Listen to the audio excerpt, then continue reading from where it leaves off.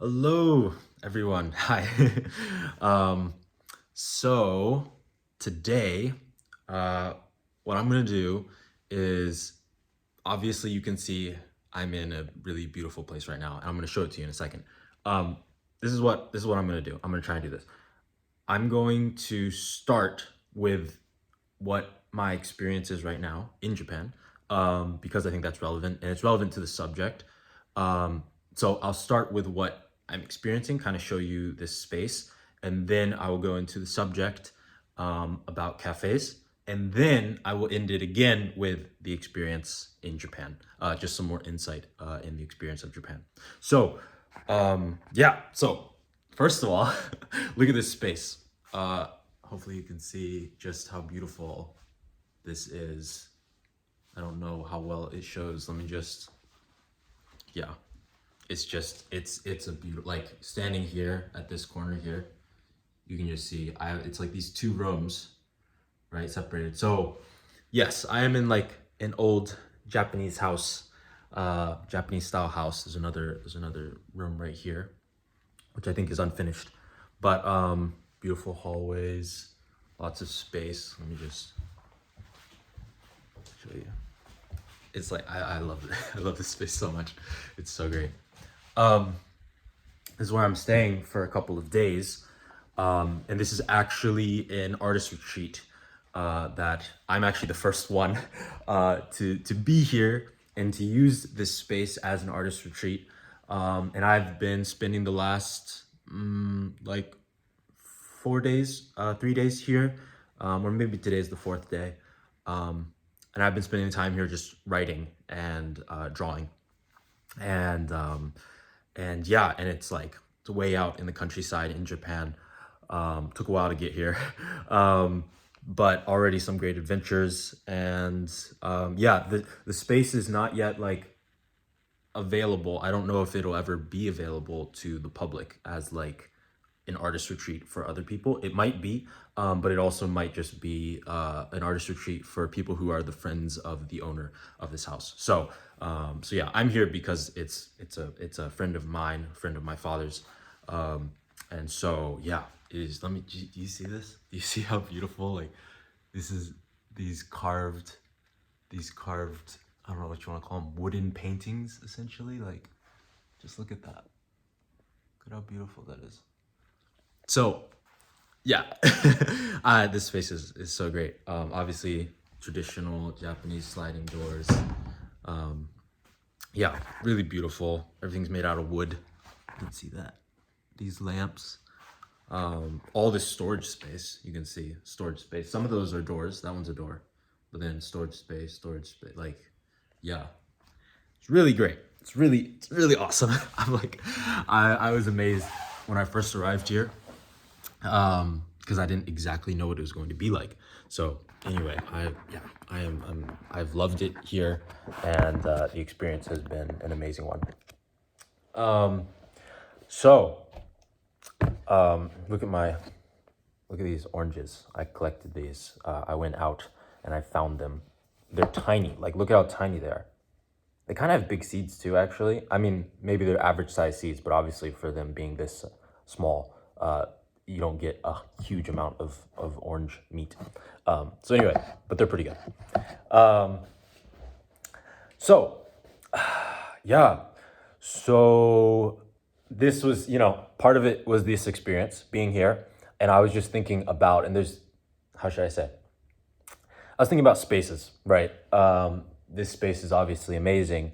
And that reminded me of something which I had done some writing on and taken notes on, um, over the past couple of years. I've taken notes on. So one of the things that is I've said this like on my Instagram recently, but my experience, I've been studying cafes for roughly like 3 years, really quite seriously in the past 2 years since I started traveling Korea and Japan and then Vietnam and Thailand. Yeah, the cafes, obviously, the different types of cafes, the different types of experiences. I just fell in love with them. I just it's I really really, and I used to work at Starbucks. So I worked at Starbucks in my own small hometown, and that really just made me understand cafes in and out. And so I think that's probably where it started, and then from there I just continued to do more and more things with cafes, around cafes, and really enjoying them. So why am I talking why cafes, right? Why am I not talking about houses, right? The reason for that is that cafes are unique. You may have heard, if depending on what YouTube space you're in, you may have heard of people talking about calling cafes these third places, right? And that's the idea that it's a place that's not home and it's a place that's not work, right? So it's a third place in between, right? Obviously that's like, okay, we get that, and it's supposed to be a really positive, I guess, because you can begin to kind of, especially nowadays in the modern age, we are mixing the two, right? Like we're mixing work into, a lot of us are able to do work at cafes sometimes, and a lot of us are able to spend a lot of time at cafes, and relax and treat it like our home. So that's why the third place is kind of like, and in recent years people have been focusing in on that experience, because they're like, oh wow, like this is really nice. And I've heard people claim that third places are like disappearing. Like I think maybe they were saying because bars used to be like a third place, and those used to be really common. People would often go there, or like libraries or something. I don't know. I think libraries count as a third place. But so yeah, so I've heard the claim that they're disappearing and we need more of them. But again, I don't necessarily see evidence for that. I don't know. My travels have brought me to find cafes everywhere, and go to many many different types of cafes. I'm often seeking them out. So so anyway, what is the subject? Why is it the power of cafes? The you know the ability that, like, okay, the claim that cafes kind of lead to higher levels of consciousness. Now that's kind of pretentious. It sounds pretentious to me a little bit, so that's not a great way to put it, maybe. Um, but this is why. This is what I'm bringing up. This is what I'm bringing up. Okay, cafes are unique and amazing. You need to go to them more because, especially a higher end cafe, a really nice one, what it allows for is essentially, it allows you to believe that you can afford that lifestyle. Okay, let me restate that, right? So or I'll just say it again. It A nice cafe, right, allows you to believe that you are someone who can afford to live that way. Like when you're in that space, you're there, and it's, again, being a third place, it's almost like you're living there. Now, you're not, but you're living there for a time. You're living there for a moment, right? You can buy a cup of tea and you can kind of just stay as long as you want. So for some people that might just make sense. That might just, like, yeah, I get it. For others, it might be more like, oh, what do you mean? Um, what I'll do is I'm going to tell you a story. I'm going to tell you a story, okay? Story time. I was in Korea, and I found this cafe called Maxim Plant Cafe. Now, I believe this is a company which sells the capsules to make espresso. I've never had any of those type of machines before, so maybe other people know about it more than me. But anyway, this is the Maxim plant. It's like what we call like Starbucks Reserve roasteries, those huge, there's only like 10 or 12 in the world, I think. That was essentially this version of that for Maxim plant, right? This cafe was 5 stories tall, okay? And not only that, each story was designed with intention for a different thing, right? So on the first story, it was like okay, that's where you're gonna buy your drinks, buy your food, and there was a beautiful resting area. There was some standing tables and some resting area. And then I'm trying to remember which way it was. I think below that was actually like a really calm, quiet area. And you could go there and actually you could see some of the machines they use for roasting the beans. I believe that's what I saw there. And then on the story above the main entrance was the study area, right? So there was a study area and there was a meeting room area up above that. And so there was just each floor was specifically designed. Like I would highly suggest researching it because it's beautiful. It's really nice. It probably has an Instagram, so you can find it on Instagram. And hopefully you can see what I'm talking about. It is my favorite cafe in Seoul. Okay, this was Seoul, Korea. It is my favorite, absolutely my favorite, hands down. The most like one of the most amazing cafes I've ever been to. And I could probably spend like 2 weeks there. Just, again, trying all the different food, using each different floor for different things. For instance, in the study area, they had a bookshelf full of books. It was like one big bookshelf full of books. It was awesome. It was fantastic. But so when I went there, I actually taught a drawing class at this cafe later on because I went there, I loved it so much, and then I taught a drawing class there. One of the things that I realized, I don't remember which one, if it was the first time or the second time I went there, but when I went there, what I realized was that, okay, I'm on the top of a 5-story cafe that is absolutely gorgeous. And all I had to do was pay for my drink, right? Like if I want to, I can just buy a drink. It's like less than $8, I think, cheaper than in America. And I'm allowed to be in this space. I'm allowed to walk in this space and be here. And I can do drawing and I can do writing and I can do whatever I want in some ways in this space for all of $8, right? And you have to understand, I've been like, I just gotten back from I think I just got back from Vietnam and Thailand. I've been traveling, and I'm not rich at all, right? I'm traveling, I'm counting my spending, right? I'm counting my spending. I travel pretty cheap, and I travel for long amounts of time. So, I'm there essentially poor, but I'm there and I'm having the time of my life. I'm like, okay, wait. So what I begin to realize in that experience is what the real great function of cafes are, right? It's like Starbucks doesn't sell coffee, right? They sell the experience of Starbucks, right? They sell you the brand name a little bit also, right? You get to go and proffer around your Starbucks. Everyone knows that Starbucks is expensive, and overpriced, and it's a status symbol, right? They're selling an experience. They're selling a status symbol. So cafes are not just places that sell coffee. And a great one really begins to sell you an amazing experience. And that's really what I'm getting to here, right? That's the power of cafes. That's what makes them possibly so amazing.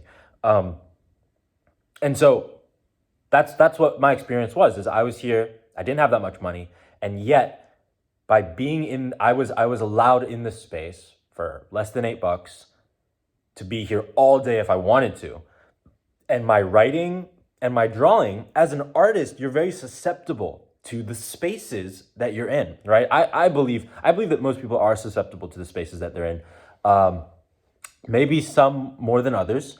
Maybe some people are affected less by the spaces they're in. But overall, your environment is very, very important, right? And so in the cafe, in the business realm, in the cafe realm, one of the things we talked about is high ceilings versus low ceilings, right? This is another thing that if you study cafes, you begin, people who are architects, they're very intentional about this type of thing, right? Because they understand that, okay, if it's a low ceiling, it's going to be a place I'm going to feel covered. I'm going to feel protected. It is not that much space, and I'm going to feel, and that's a study space. It's good for study. It's all right, focus in, right?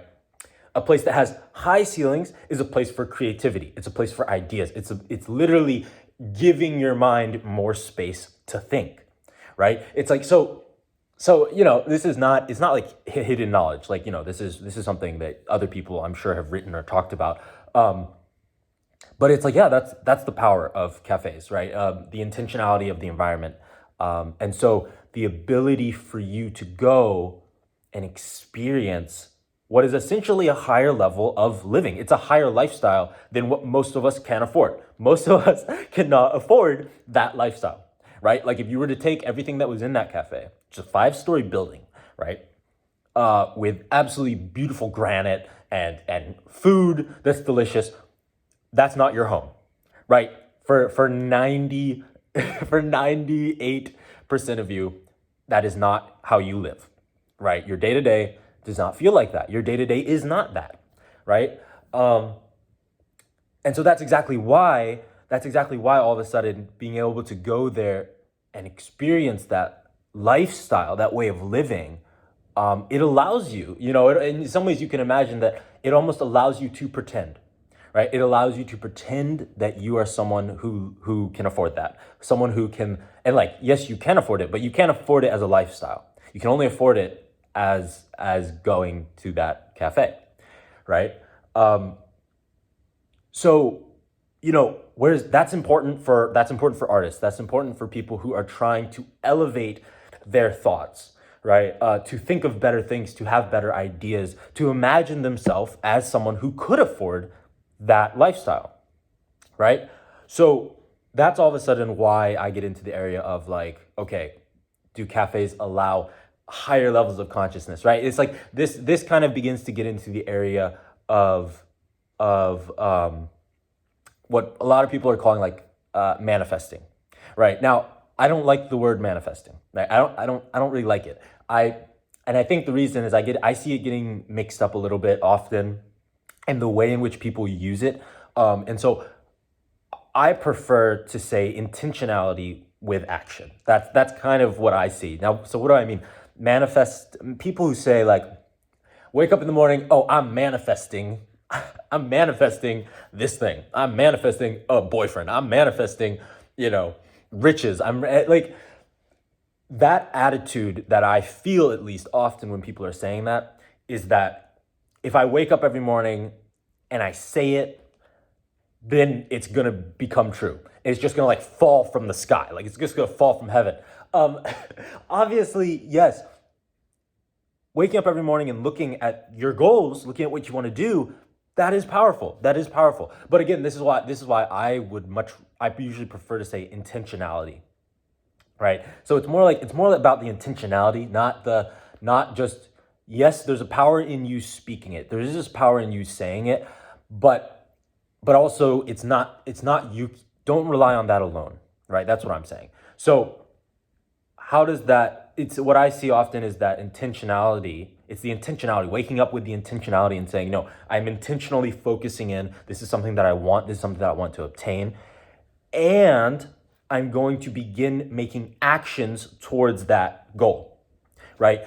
So that's like how it actually happens, right? That's how I'm in like a space like this right now, right? It's like, because it was part of an intentionality of what I was looking for plus action, right? About, speaking into the world what I want, telling people what I'm doing, making connections, and being intentional, and then taking action towards those things, right? That's how I've been traveling the way that I've been traveling, right? I'm traveling now for 9 months. I've just finished 3 months. I'm about to go for another 6 months. Was it just me waking up and saying, oh, I'm going to travel and just saying it? Well, no, it's plus action, right? So intentionality plus action feels like a much better way to say it. So how does that connect? Where is that with the cafes, right? That's what I'm saying, is that there is a connection between, you need to go and take action to put yourself in the positions that you can imagine and then eventually believe that you are the type of person who deserves it, the type of person who can do that, who can live that way, right? A lot of poverty is in the mind, right? And again, this is the mental thing. This is the mental aspect to it. A lot of poverty is a mindset. Poverty is a mindset. It's not just, oh, I lack resources. It's not just, oh, I lack money. It's no, you lack the mindset to understand. You lack the knowledge, you lack the wisdom, right? So again, and like we all kind of know this, but we also kind of don't. We kind of sometimes trick ourselves maybe into thinking, like, oh yeah, poor people are those without resources. Poor people are those without money. That's not necessarily true. It's much more about intentionality and knowledge and again, kind of like the meme, right? Welcome to my garage. What's more valuable than this Porsche? Knowledge, right? It's like, yeah. Not to like sound cliche and not to restate things. Again, my love is for cafes. So I have a passion for cafes, and really what I'm hoping to just kind of shed some light on cafe spaces and what their better function is, what their real function can be, and the function kind of above just serving coffee, right? Being places that you just go and get a drink or meet people. But again, that's another great thing about them. That's a great thing about cafes, is the fact that you get to meet people. So there's a lot of great things about cafes. They allow you for a lot of different things. And there's lots of different cafes that are going to allow you to have a different feeling, right? I think it was J.K. Rowling, was it a book? Maybe it was a library she used to go to. Was it a library she would write her books in? Or it was a cafe? I think probably it's a bookstore and library. But again, that's just the intentionality of spaces. You recognize how great it can be, how it literally transporting yourself to the right type of space can help you. It can assist you. So yeah, that's just what I just want to say that, because it's something that I've taken notes on, something that I've written about. And I've had such amazing experiences at some cafes. And it's just it's a great third place. It's a great in between, right? I love the fact that I can go and find a really nice cafe and I can just hang out there all day. I can do writing and drawing, and I can meet people. And some of them are calm and relaxed, and some of them are more high energy and they feel young, and there's a lot of art, right? That's the diversity of them is also what's so great, right? And I especially love going and comparing, for instance, Korean cafes and Japanese cafes, right? So yeah, I think that's mostly what I had to say about that area. And again, just go find a nice cafe and experience it for yourself, and report back to me. Let me know what your experience was with cafes. So, but now what I'll do, I'll talk again, going more into the experience of cafes in Japan, cafes in Korea. Well, I would love to talk about the ones in Korea too. Maybe sometime when I'm in Korea, I'll do that. But so what's the experience of cafes in Japan? Japanese cafes, they actually do feel like a good reflection in some ways of the Japanese culture. But yeah, here's something that I often say. Something that I often say is that Japan is my soul, but Korea has my heart, right? So why do I say that? I say that because often what I feel from Japan is I feel, one, I mean, obviously I'm half Japanese, so I'm connected to Japan. So there's something about it that's like, it's always going to be a part of me. And so it feels really special, and I can never get rid of that. And so that's important. What I feel in Japan though, versus like, reason I say Korea has my heart, is that Korea's attitude is one in which I feel a lot more a kinship with, right? The attitude right now, in my early 20s, is one in which I'm like pushing for the future. And I kind of talked a little bit about that in my last video, talking about Japan and masculinity. The energy that Korea has is one that feels like they're just pushing and pushing for the future, and that's what I'm doing, right? I'm really pushing for it a lot, and trying to create new stuff and trying, diving in and doing things while I have energy, while I'm young, right? So Korea feels like it fits me. Now Japan feels like a place that is at rest, and that's what I love about. That's what I do like about Japan. My experience in Japan is one in which I feel, wow, I can really rest. It's calm. The people are calm. and I can rest. And so that's great. So that's often what I feel in Japanese cafes, right?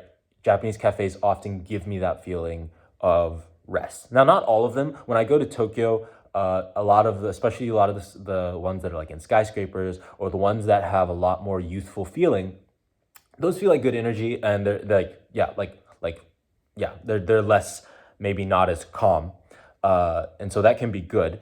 But overall, most of my experience for cafes in Japan are ones that are very calm and allow for a lot of rest, and so that's really nice. Now, I'm gonna go a little bit deeper again into now the Japanese culture, the Japanese experience. What is it like to be here? One of the difficult parts about cafes, I go to cafes a lot of times to connect with people, right? That's, for me, it's a main function. It's actually one of the main ways that I love to connect with people, because again, I have a passion for cafes, I have a passion for business, and I have a passion for the arts.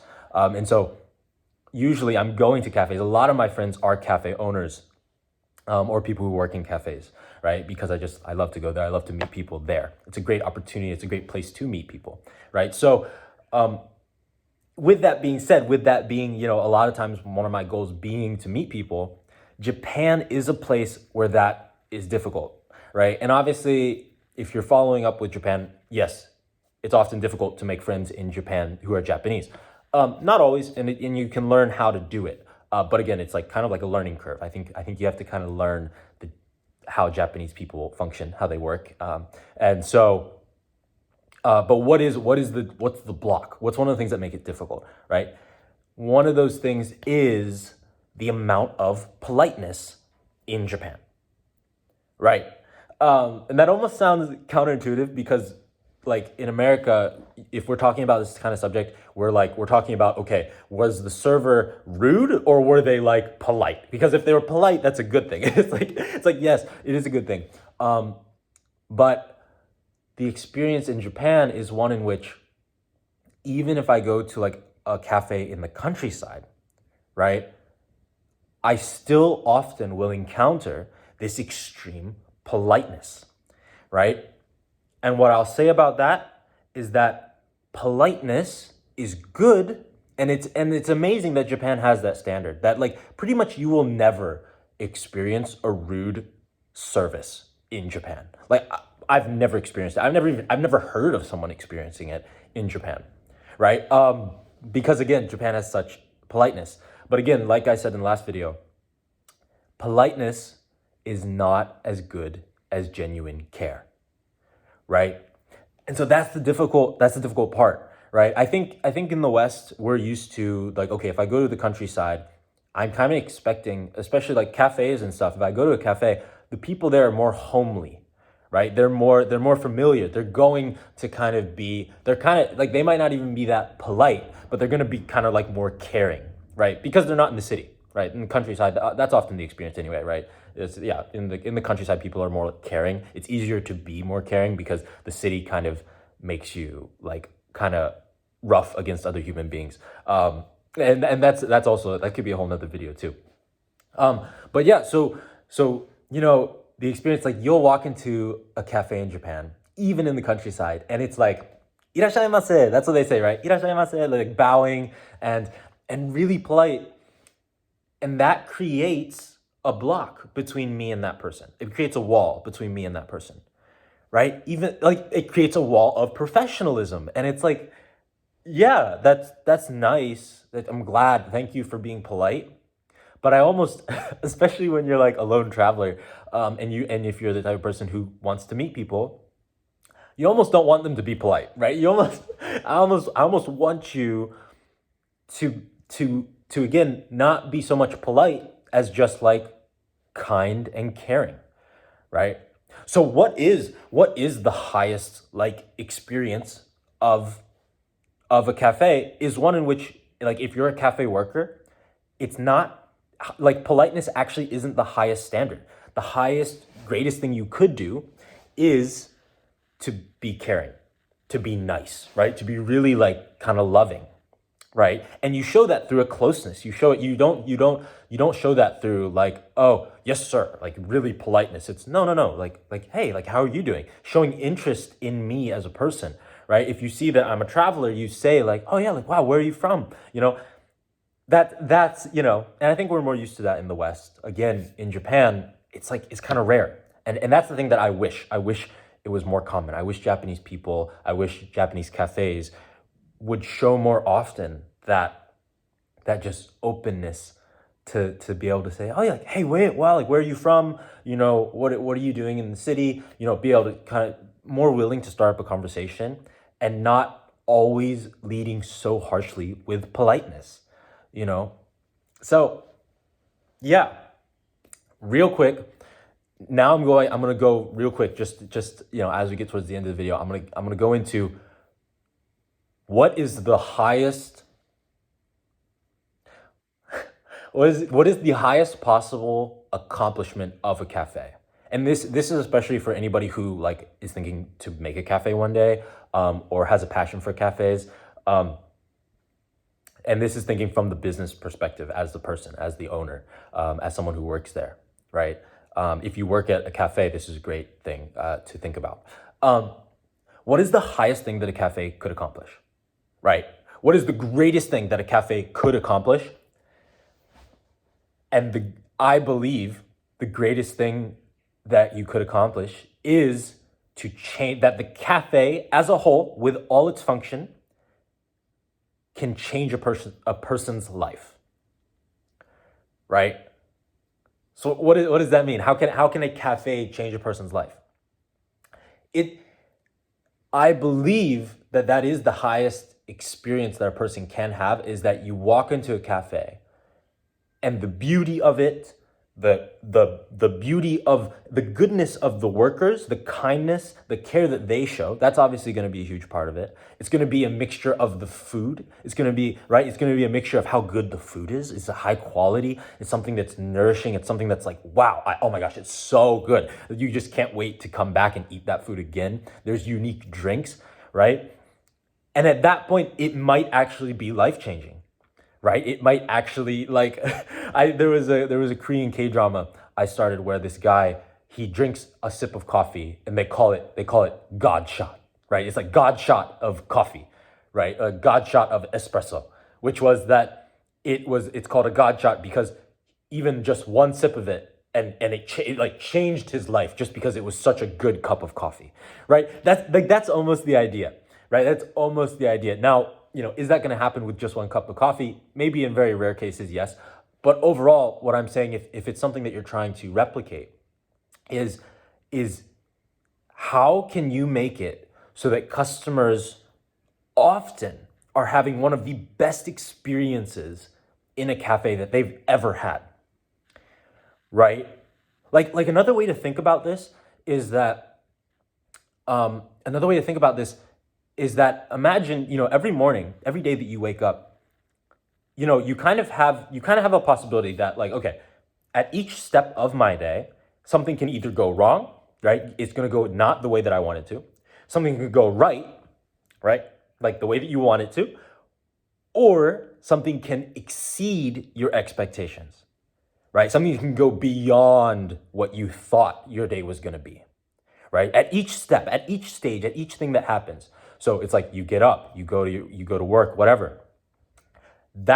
Think of it like that, because I think that the cafe, if you're making a cafe, this is where you have that ability to change someone's life, right? Because if someone is coming to come spend 2 or 3 hours at your cafe, this is the opportunity. You have the opportunity to make it so that each stage from when they come into the cafe is now an opportunity that something can exceed, every stage can exceed their expectations. Not just that it goes right, that it actually exceeds their expectations. So they come in and the beauty of the place exceeds their expectations. Like, wow, this place is beautiful. I love it. It's high ceiling. It lets me think. It's like, I feel great. I just feel great being in this space.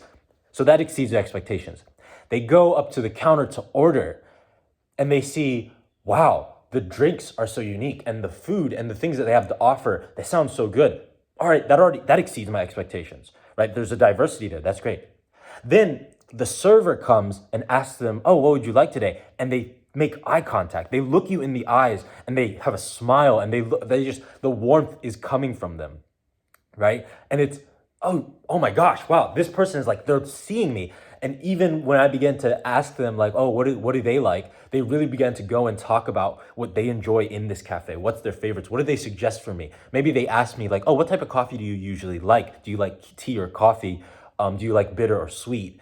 They're being intentional, and all of a sudden it's like, wow, I'm having one of the best experiences I've ever had anywhere or in any cafe, right? And so, and they go to sit down, and the server comes and they bring it for them, and maybe they even just give you kind of something extra on the side, right? In Korea, we call it service, right? Like a little service is extra, it means for free.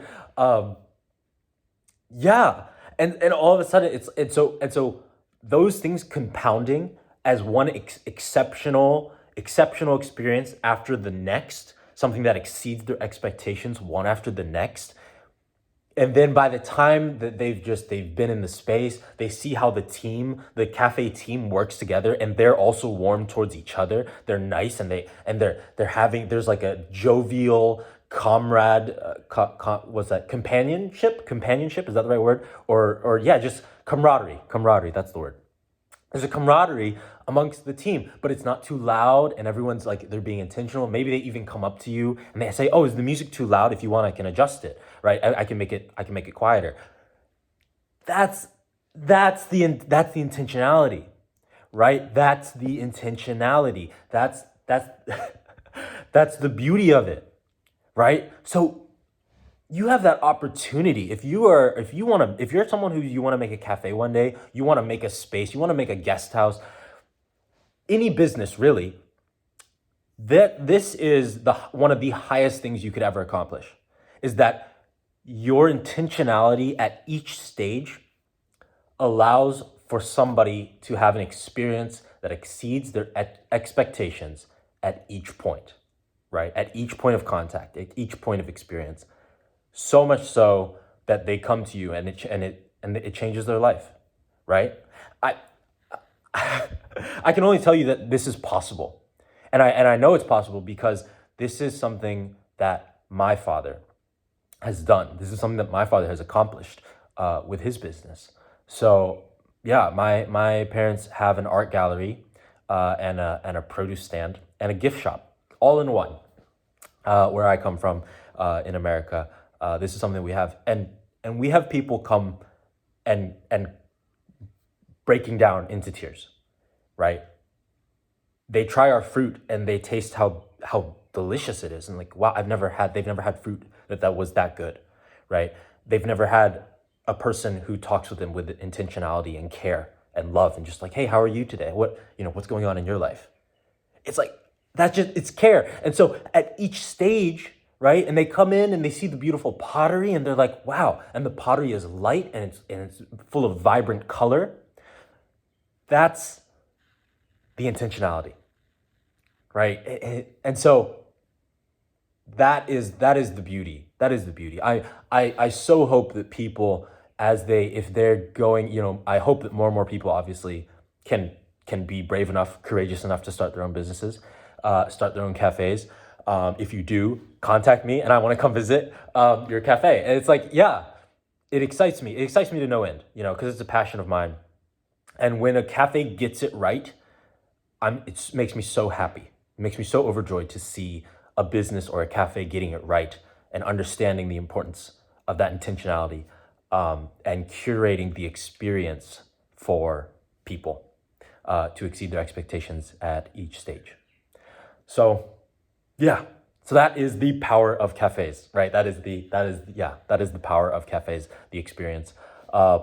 Yeah, I would suggest that people go and be intentional about that. Go look, pay attention to the cafe, to the space, and how is it affecting you? How are you affecting people in your work, right? Are you going the extra mile for the customers that come into your space, for the people who you are serving, right? And if not, then it might be a good time to start, you know.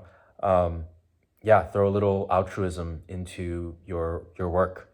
Really, really, yeah, exceed the expectation. Exceed the expectation. Yeah. So anyway, that has been, what I just see in spaces, the power of spaces, the power of cafes, and the power of intentionality, and curating the experience for people. Really being able to step in their shoes and say, okay, how can I make this person's day, right? How can I just make it awesome, right? Yeah, yeah. I hope that we can all do that better in the areas that we serve others, and when we design spaces, and when we design our lives, and try to decide what type of person we want to be and how we want to live. So, yeah. Thank you so much for anyone who has listened to this, and I'll see you in the next one. Yeah, thank you.